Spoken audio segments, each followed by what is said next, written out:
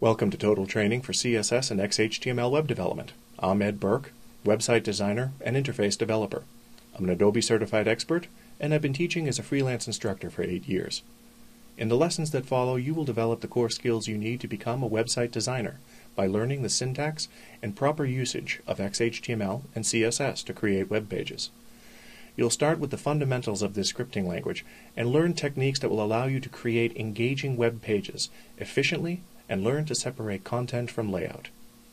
In this first chapter, we'll gain an understanding of what exactly XHTML and CSS are, how they work, and how you'll use them to build your first web page. It's time to get started, so grab your favorite caffeinated beverage, and let's begin.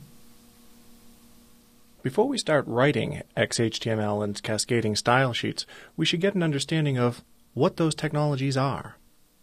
HTML is a term that you've probably heard before and probably drove you to seek out this class and learn how to create web pages. HTML is an acronym which stands for Hypertext Markup Language. It's essentially a set of markup tags and structure used to create web pages.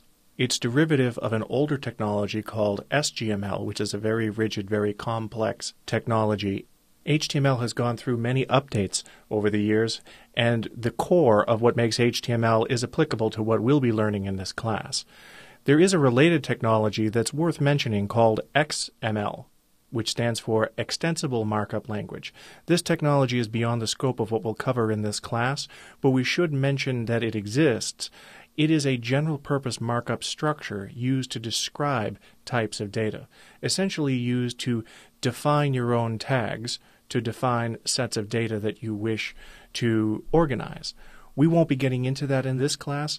I only wish to mention XML to explain the name XHTML, which stands for Extensible Hypertext Markup Language. This is essentially an updated version of HTML which conforms to the rules of XHTML. That's where the X in XHTML comes from. Of course, just to make things a little bit difficult, when you're getting started with a new technology that might be a little bit scary, not like anything you've ever seen before, especially if you're coming from the graphic design world, XHTML has 3 different flavors, essentially: strict, transitional, and frame set. What's the difference between each of these versions?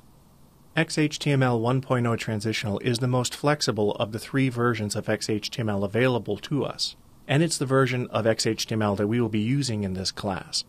XHTML 1.0 Transitional will allow the syntax of HTML to be validated by our web browser. We'll come back to validation in a later lesson, but our web browser needs us to tell it what version of XHTML or HTML we are going to use to help that browser interpret our markup.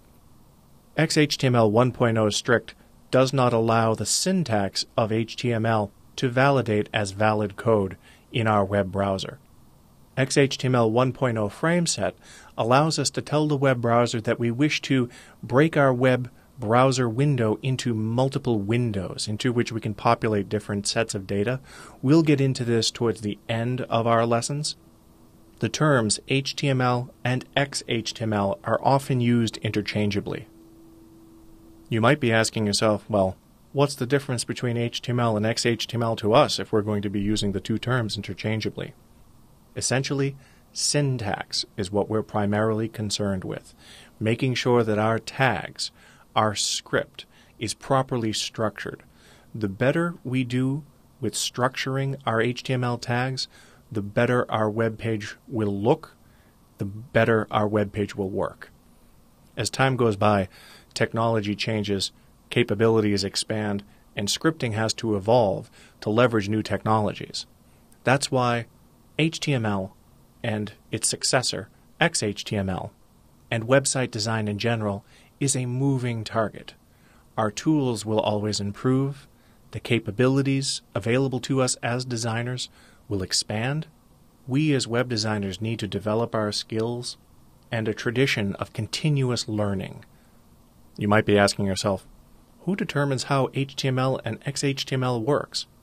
In the 1990s, This was an open argument, and if you had done any website design or visited any web pages during the 1990s, you probably saw many things that didn't work, were inconsistent, worked in one browser but didn't work in another. The nightmare of the late 1990s gave rise to the need for standards, so that competing technologies could compete with each other but still play by the same rulebook. The World Wide Web Consortium is the organization which puts forth recommendations on new standards. You can visit the consortium's website at www.w3.org and learn more about current and pending consortium recommendations.